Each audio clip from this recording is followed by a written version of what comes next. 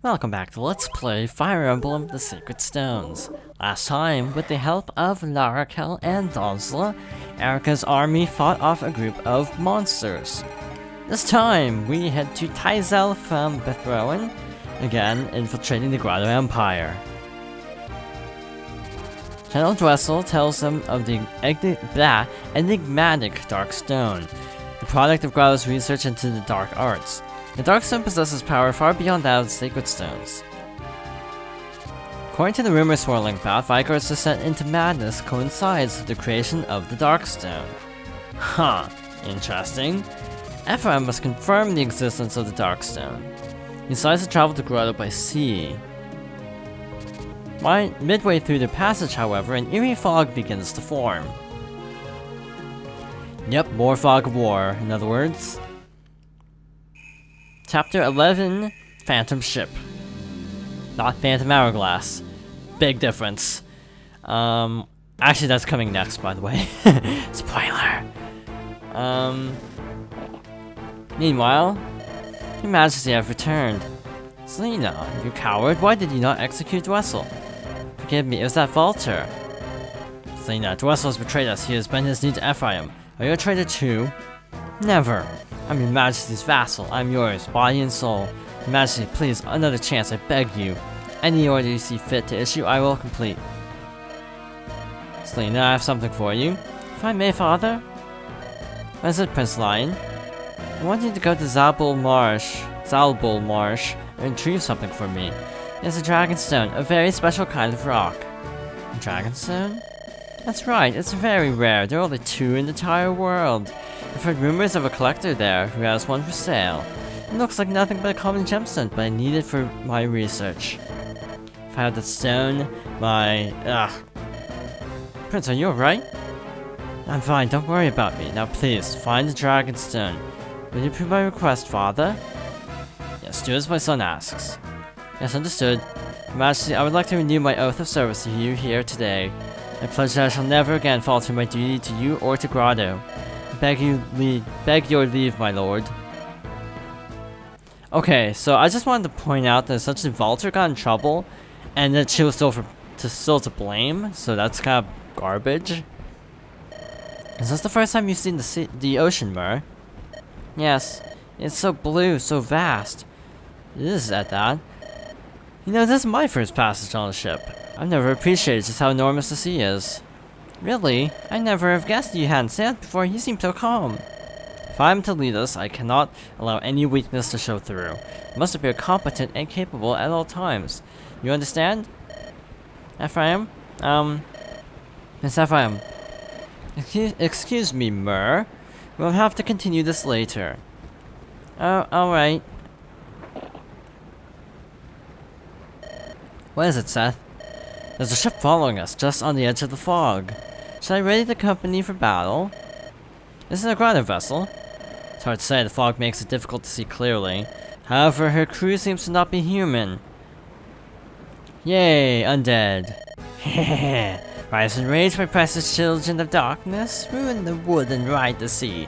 Drown your foes and devour their flesh. Cheery guy. Come celebrate the glorious rebirth of your lord and master, the Demon King. Hehehe. Okay, that's all the setup we get. I'll continue my little rant afterwards, but for now, I'm gonna manage some stuff, so be right back. So I have a few things to actually talk about. First of all, what I ended off with. About the whole Selena thing. I personally find her character development kind of weird. Specifically because Walter usually gets his way, which is not a very good character trait of any character, actually. In addition, I also am not crazy about the fact that Selena doesn't even seem to bring up to Vigard that it was a lie. He just thinks she deserted when what happened was that Walter told her that he had called her back to the capital, which was actually not true. And yet she didn't make any effort to stick up for herself. So yeah, not really crazy about that. Another thing is, this is actually not my first attempt. Don't ask. But I actually did do some level grinding off the random encounters. There, the enemy's closing. Prepare for battle. So to clarify, specifically, Joshua is level 15. Remember what level he joined at? Yeah, that's how leveled up he is now. Also, I leveled up Garcia up to 15 because he was like 9, which was a problem. Cormac up to 15, and Colm up to 15. So with that, we should have a much easier time now. Should being the operative term. Also, Nami went up, I think, a level or 2? I don't know. I wasn't really paying attention, to be honest. But I don't know why this chapter is giving me so much trouble when the other chapter is considered much harder by like every guide I've read. So not 100% sure why. Gonna move them up there like so, and Luke can finish off this guy easily. Yeah, it's weird. Also, I had lunch in the time I was leveling up, so it wasn't totally unproductive. I did have lunch. I tend to eat between recording sessions a lot, it seems. Because of just scheduling of stuff, it just works out that way most of the time. So, Joshua is gonna be pretty tanky now. Not tanky, but elusive. Myrmidons are not tanks. Do not use a Myrmidon as a tank, you will be sorry. You'll be very sorry. Also, Natasha gained like 1 level. Hey, unnecessary crit. That's a good sign. It's a good sign that I'm running out of luck within the first 2 turns. That's what it means. You're pulled alongside us. Those creatures are trying to board. That's fine. I'll bring them within reach of my lance. Push them back, board the ship, and seize the blasted thing. So, what you want to do is watch out for all the evil eyes, or Morgles, or Moguls as they're called. Not Morgul, Mogul. Okay, so this is a lot of dudes, and hilariously, the rest will probably be able to wreck most, if not all of them, without even any effort whatsoever. Cool, right? Yeah, Dwessel's kind of OP, as we've gone over at this point. Again, we don't even have a promoted character yet, and yet you have Dwessel just wrecking everybody's day. Also, if I shut up for very long periods of time, I'm either 1, thinking about what to do next, or 2, I'm actually watching a stream. It's not great behavior, I know, but again, the stream apparently is not being uploaded to YouTube, so if I wanted to catch it at all, I actually have to have it up right now. Thus, yeah, again, not great Let's Play etiquette to be watching a stream while actually trying to do a video, but oh well. Cormac will be our defender on the seas, because these eyes generally have pretty bad HP stats and defense stats, so Cormac at level 15 can easily handle these guys. Well, the ones coming from the north. Unfortunately, we don't really have a second option for a Wyvern. Reason being that Tana is level 4, Vanessa's level 1. So, yeah, we're kind of stuck to the ground for now. In the future, when we actually reunite characters, we'll actually have a much easier time. Because reasons. Though we will not be probably using Dwessel nearly as much. Though, to be honest, when Dwessel joins in Erica's storyline, it makes so much more sense. Because by then, for Erica, that's 12, 13, 14, 15, that's 4 chapters from now. So it actually makes sense for Dwessel to be like a level 8 Great Knight. Him joining as a level 8 Great Knight in Ephraim's storyline is just kind of hilarious overkill. Or at least if you ask me, it just feels like overkill. I mean, I'm not complaining because he's OP and that's cool, but I don't know. Like, maybe have him be a level 1 Great Knight. Or maybe like a level 18, I don't know, level 18 General. Not level 18 general, that'd be more OP. A level 18 knight. Something not overpowered by this point. Again, he makes sense what he starts at in Erica's storyline, not really this one. Cause see, look, he hasn't taken a single hit of damage yet. That is insane. Let's see. Yeah, this is just hilarious right now.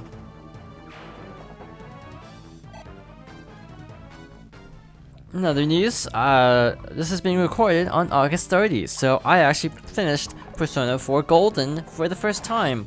All S-Links. I think I finished at level 85, with a level 70 something trumpeter that I got for maxing out the one S-Link. And it was fun, though I kind of don't like the ending. Just because it's like compared to Persona 4 Arena. I still need to play the sequel, by the way. And also Persona 4 Dancing All Night, it kind of makes the ending feel shallow, I suppose. Because the ending is like, oh hey, look, everybody's happy and it's all cool. And yet, there are a million Persona 4 spin-offs, so you know they can't really be that happy. So, yeah, I don't know. It's just kind of, for me. But I mean, again, I really do like the game. It's just the ending, it's a little bit off. But now I can actually start on games I actually want to play more that I've been putting off for a year now. I'm not even exaggerating, by the way. I've legitimately been putting off certain games for about a year now. That's kind of insane. Final Fantasy X HD is probably next on my Vita list. And for now, I think I'm gonna start Professor Layton and the Azran Legacy, because I haven't gushed about Professor Layton nearly enough in this Let's Play so far. Yeah, I really like the Layton series. I hear Azran Legacies is like maybe okay. Azran Legacies, the best way to describe this is in terms of the original trilogy and prequel trilogies of Star Wars. This will be kind of a stretch for some people, I'm sure, but this is how I think of it. A lot of people like Episode 5 the best, but I personally think Episode 5 is my least favorite, because it just feels a little bit unresolved and rushed. Ironically, that's how I feel about the second Professor Layton game as well, so yeah, like the big plot twist of the game, it almost feels more like for shock value than as a legit plot twist. Not saying that's bad, I'm just saying it's like not satisfying as it would be otherwise. Oh shoot, this is actually kind of bad. Luke could be in trouble. 8 times 3 is 24. Should be okay, but should doesn't mean anything. And my favorite Professor Layton game is actually the third one, but instead of Star Wars, I think it's kind of a consensus that the third one's the best. Yeah, Unbound Future is a really good game. If you have a chance to play it, I implore you to do so. Just very good. I would love to let's play the entire original trilogy, but I just don't know how likely that's going to be. I don't know if with the NX around the corner, I'm not sure how long the Wii U Virtual Console is going to be a thing. Same with the fact that we still haven't gotten Fire Emblem Shadow Dragon yet. In fact, it's already out in Europe on the Virtual Console, and we still haven't gotten it here. Kind of a problem, if I do say so myself. So yeah, nitpicks aside, I really wish the Wii U Virtual Console was actually a better service. That's actually my number 2 complaint about the Wii U. It's just that the Virtual Console's not good. There's so many games that they could get, but they never actually get these games. Like, I would love to see Shadow Dragon. It's my least favorite Fire Emblem, but it's still a good game. I would love to see Starfy, really underrated game. I'd love to see, like, oh, what else? Super Princess Peach is a good one, also made by the same people who made Starfy, coincidentally, and also made Final Fantasy 1 and 2 for the Game Boy Advance. Fun fact. Wait, that's not who I thought they'd be going after. I thought they'd actually be going after loot, but not Nami. So I'll take it. I mean, it's good that they're not going after loot. What else can I say? Again, this is just kind of a tedious chapter because it's mostly summarized by Taizel wrecking everybody. Yeah, we're taking a break from Ephraim destroying everybody and having Taizel destroy everybody, so hey, variety. I may be a tad over-leveled actually, but I had failed so many times that I just didn't want to have another half-hour recording session go to waste. Because I'd get to the end of the chapter and then die, basically. So I was just kind of tired of that happening repeatedly. Yeah, loot's gonna level up pretty fast, or class up pretty fast. Let's see. Ooh, another gargoyle. Again, these monsters are not exclusive to the game like I originally thought. These were also in Fire Emblem Gaiden. As a reminder, also the world map concept stems from Gaiden, so yeah, lots of parallels. I'd say this is probably gonna be a better game than Gaiden. I've never played it though. I want to play Gaiden someday, but I'd have to emulate it. So I don't have a Famicom. Sorry to break it to you. What? Another ship? Stay calm, everyone. We take the fight to them. Luckily, though, friends of justice, allies of righteousness and order, know that I, Larakel, have arrived. Now I shall purge the seas of this vile vessel of villainy. Haha, nice alliteration, Princess Larakel. Huh? I didn't hear Ranak's voice. How very odd. Taizel, where's Ranak run off to this time? Huh. He was with us at mealtime before we boarded, but... Oh, that man can be such a distraction. Oh well, never mind. Let's get started destroying these agents of chaos. Leave it to me. Oh no, I just picture him sounding like a pirate for some reason. I think it's the beard. He reminds me of, actually he reminds me a bit of Torbjorn from Overwatch. I think I made that joke already. Yeah. So what we want to do is start to get Ephraim over there to talk. Meanwhile, these guys can all take out everything else on the ship. We gotta be doubly sure to keep Natasha safe, as the, whatchamacallit, as the mage of the party. Most likely I'm just gonna have Gilliam pick up.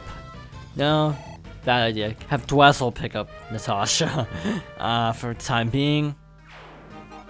Assuming there's guys nearby, which I'm not sure if there actually are. Actually, if I put her here, she should be safe from most things. Most being a key phrase. That's the only thing that can actually hit her javelins. I'm gonna give, what's-his-name a break for a little bit because he's gotten so much experience. Actually, he's gotten so many kills, but very little actual experience. I should clarify. Okay, 16. Yeah, Garcia comes in handy because we won't actually get Garrick, I think, until the next chapter for Ephraim's storyline. Again, not 100% sure on that. Another common argument you see about the series is that the original graphics of these games, in particular, are a lot better than modern Fire Emblems. Like, okay, what am I saying?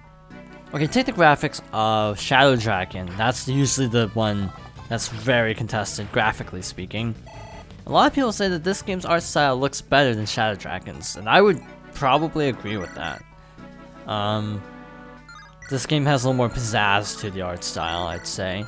Shadow Dragon is just kind of generic, I suppose you could say. I won't say Shadow Dragon's a bad game, but it's just the worst Fire Emblem. It's like saying I won't say Zelda 1 and 2 are bad games either, but I will say they're really dated. In fact, I actually like Zelda 1 and 2. A lot of people don't like Zelda 2, but I thought it was okay. I'd probably give it a 7. Playing in 2014. Yeah, from the perspective of someone in 2014, it wasn't the best game ever, but it was good. I mean, I had a good time with it. Except for the soul-crushing difficulty, of course. Because Zelda 2.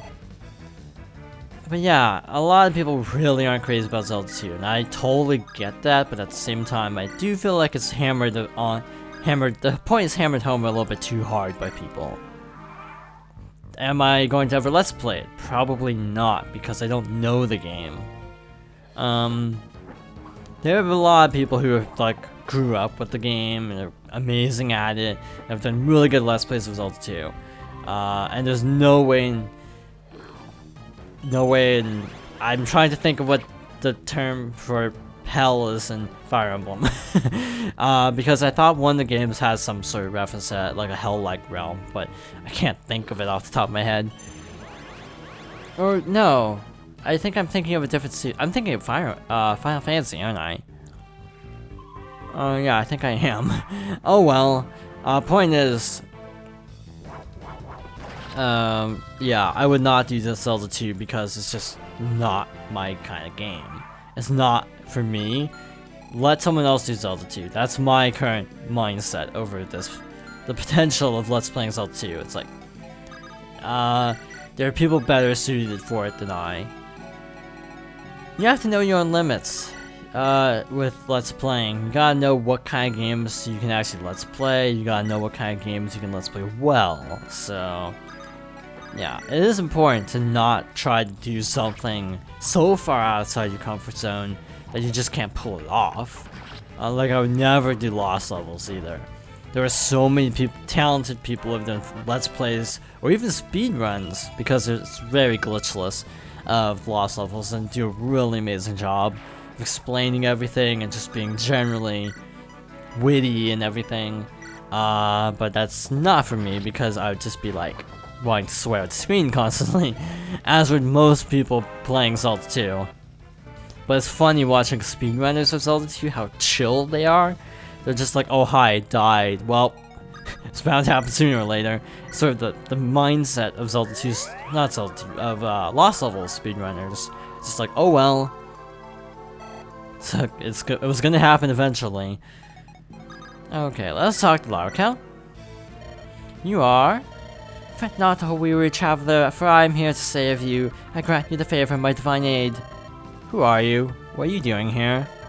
Ah, can it be? Do you not know the tales of my deeds? Have you not heard of the beauteous young woman traveling to defeat evil? No, I haven't. Oh, what is it? It's nothing. Please pay me no mind. I just feel a bit like we're being alone and weeping for a while. It makes me think of like what they call the anime emo corner. Google it if you don't know what that is. Sure you knows, but we're under attack by monsters. If you can do anything to help, we would appreciate it. Oh, that's a good idea. I'll do it. Now, I want you to observe closely my graceful actions. And of course, we can talk to Taizel. Except I'm not sure if I want to talk to Taizel yet, or if I want to have something else happen first. That mogul is kind of making me nervous, not gonna lie. Okay.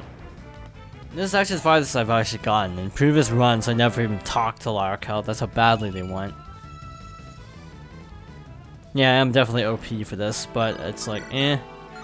If the game's gonna be a jerk, then why bother? That's how I feel. Did I use a big glitch in Sonic 06? I can't remember, but I thought I used some kind of glitch that should speed things up. I can't recall. But yeah. Oh yeah, I did. I did actually show that Wyvern glitch. Also, fun fact, a little behind the scenes trivia. I wanted really badly to do a joke where I just did glitch run on the Egg Wyvern, and then just try to be all coy and be like, oh, what are you talking about? This is totally how the battle's supposed to play out. But I decided to play it legit instead. Thought that just fit my commentary style a lot better, to put it bluntly. Let's do this. Gonna have her over here though. Taizel? Yes, what is it, Princess Larkel? We're going to be working together with these people. I want you to stay close by. Are you ready? Ready as always. eager as always too. Okay, so Taizel, as we know, is very powerful. I will not be using Taizel full time because of just how powerful he is. No one would ever get any experience. So yeah, not gonna use Taizel. Taizel is actually a good party member though, just because he isn't too overpowered. And just because stats-wise he is one of the better potential Great Knights. I guess I can actually go over that now that we've seen them all. So potential Great Knights are, if I'm not mistaken, Amelia. Who am I thinking? Ford, Amelia, Kyle, Franz, and Gilliam. So you got a lot of choices for Great Knights. So yeah, the fact that even though he joins really late, he's still what's his name? Taizel. I keep forgetting all the names. There's so many characters that can't keep their names straight. Taizel he actually lives up to the levels of other people of his type. If that makes any sense. What I'm trying to say is he isn't like outclassed by the cavaliers that come before him. He actually can hold his own pretty nicely against most enemies. Ooh, that's not good. Oh, that's really not good. Yeah, let's just have Taizel sweep everybody. That's a good plan. Or actually Cormac can take out the eye, I suppose. Bad pun. Okay. Take you out. Oh, two of them. Cool. What's this guy's range? I should check. Oh, goody. Oh yeah, Nimi could use levels. Yeah, you really have to put your lower level units first, which isn't your normal instinct in the game to use your lower level characters. Normally, I think most people would incline to using higher level characters, actually. Because you just think, oh, if I kill this guy faster, that's good, right? But in this series, not this game, this series, it's generally better to just kind of take it slow, I suppose you could say. What does she even have? Oh, white gem. You can sell that for a lot of money. So that's cool. Okay. So I don't know if there's anything down here, by the way. So I'm going to be a little bit on the cautious side. Oh, cool, there isn't anything. Actually, I think I may call him a target. Though that's actually kind of preferable to the alternative, I suppose. What does he even have? Short spear? Okay. Okay. Huh. Huh and huh. Actually, no. I'm just gonna leave him there. If I move him and lure over the eye, he'll probably just go out to sea anyway, so finishing him off with Cormac is the logical choice here. Reason being that, well, let's face it, it's a giant floating eyeball. It's probably not gonna go on land if it can help it. It'll probably try to go around land. So, most likely an attack, and trying to lure it, it'll probably end up in some place where we can't even hit it anyway. Also, I think I might sit out Taizel next chapter. I don't know about you, but I'm starting to wonder if that'd be a good idea. Though I'm not sure what lies ahead, to be honest. Again, I remember Erica's next chapter, but I absolutely do not remember Ephraim's. So that's a little bit concerning. It's just a testament to my shoddy memory, mostly. Oh, this chapter. I know this one, sort of. Wow, that one's easy. Is it really that easy? From the map, it looks really straightforward. That's odd. Well, looks like we have an easy time ahead. Not complaining, but it's like, okay, here I was all psyched up, like, okay, this next chapter is probably gonna be hard. From the looks of it, I have a feeling we could sit out Taizel next chapter. That probably would not be a bad idea. Though, frankly, he's still level 8 because he's so over-leveled. His experience gains are trash right now. If you're wondering why he's like gaining no experience, it's because he's so over leveled compared to everybody else. Wow. Huh. Okay, this works. Cormac, I should go over, Wyverns and Pegasi actually do have different stats in these games. Short spear, that could be bad. I'm gonna move Joshua out of the range, just to be on the safe side. Garcia most likely will be okay because of the weapons triangle, but I'm not 100% sure on that. And of course, Ephraim is still getting a decent amount of experience. Let's see. I think this is probably the last enemy on the map. Wow. Okay, let's do this. Let's weaken him up a little bit. Yeah, Taizel does have issues with speed, though. Again, this gargoyle is technically lower level. No, wait a minute. This says Death Goyle. I think this actually is a higher level gargoyle than what we've been seeing lately. So yeah, I'm not too sure, but I think it's actually higher level than us. Okay, that was unexpected. Oh, double hit. Oh yeah, Franz was carrying somebody. Oh, that makes sense, actually. And it does appear to be the last enemy here, so... yeah, Franz is pretty much dead then, if we don't get this to work. Okay, let's see what his hit chance is like. 47 and 57. Okay, that's not what I want to be seeing right now. This'll work, I think. Actually, a crit would have been really lovely.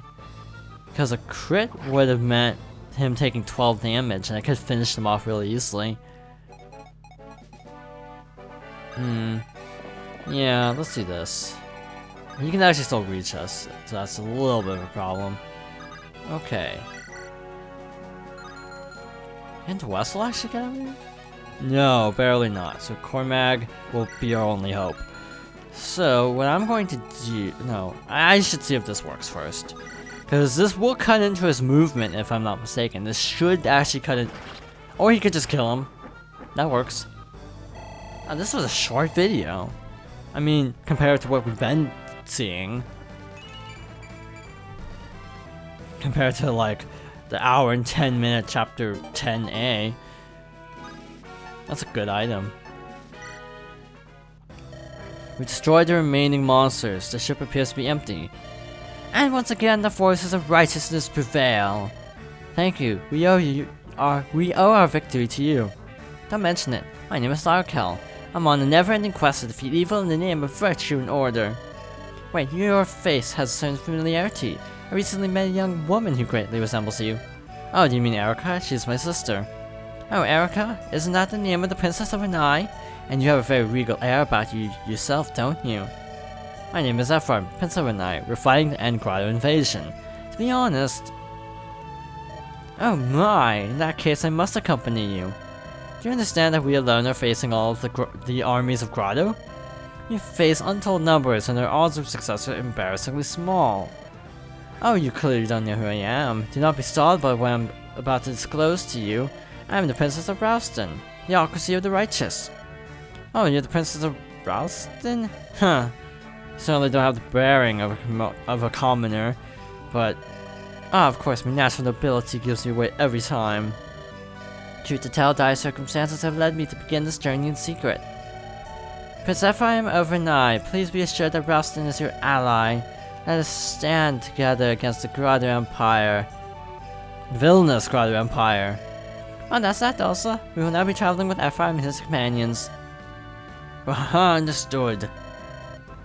With you, Princess Larkel, I would dive headlong into a sea of evil. Why, I'd even tie myself up with ropes and chains first. And with such fabulous devotion, you are truly my most loyal attendant. Let's be off then. And with that, chapter 11 comes to a close. Next time we enter Carplin for real. Thank you for watching, and I hope you join me next time for more Fire Emblem: The Sacred Stones.